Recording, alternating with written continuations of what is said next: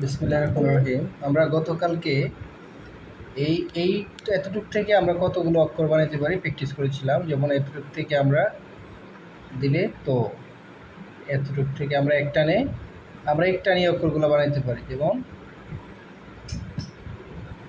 এক টানের মাধ্যমে যদি আমরা বারবার উঠাই সেক্ষেত্রে সময় বেশি যায় এবং অক্ষর লিখতে একটু অস্পষ্ট হয়।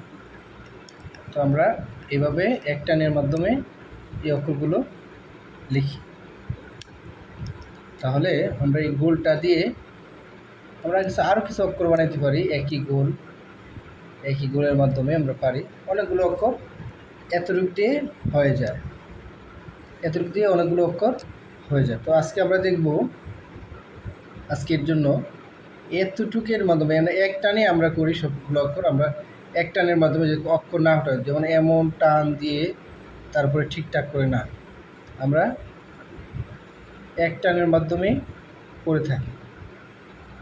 যেমন এই বটা যদি আমরা এলোমেলো দিই, যেমন একটু বেশি হয়ে যায়, সেক্ষেত্রে এই অংশটা বেশি থাকলে বটা সুন্দর দেখাবে না।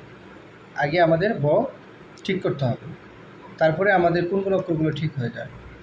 ব থেকে আমরা ক পাই, ব থেকে বসিন্নার পাই, ব থেকে আমরা সুন্দর একটা দ পাই, ব থেকে আমরা জ পাই, ব থেকে আমরা তারপরে আমরা অনেকগুলো অক্ষর পেয়ে থাকি। হ্যাঁ, তো এই বটা আমরা শুদ্ধ করে লিখবো। যেমন একটা অক্ষর যদি আমরা লিখি, এক টানের মাধ্যমে সরাই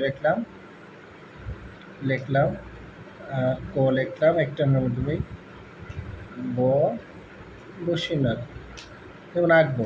তাহলে এই অক্ষরগুলো মোটা তাজা করার জন্য আমাদের এইটা অনুসরণ করতে হবে। যদি চিকন করে লিখি সেক্ষেত্রে আমাদের অক্ষরগুলো সুন্দর দেখা যাবে না। যেমন লিখলাম না, আমরা মোটা তাজা করে লিখবো যাতে করে অক্ষরটা সুন্দর আসে। সেক্ষেত্রে যেমন আমরা এই ক এক টানে লেখা আমরা করবো, সেক্ষেত্রে লেখা সুন্দর হবে, প্লাস আমাদের লেখাগুলো স্পষ্ট হবে। আমরা আরও কিছু অক্ষর দেখাবো। তো আমরা এই বটা প্রথমে আমরা বড় বেশি প্র্যাকটিস করব, বড়ার জন্য ঠিক হয়। হ্যাঁ, সেক্ষেত্রে আমরা দ বানাইলেও ঠিক হবে, জ বানালেও ঠিক হবে, ক বানাইলেও সুন্দর হবে। আমরা যা বানাই, কিন্তু এই অংশটা আমাদের ঠিক করতে হবে। যেমন আমরা যদি লিখি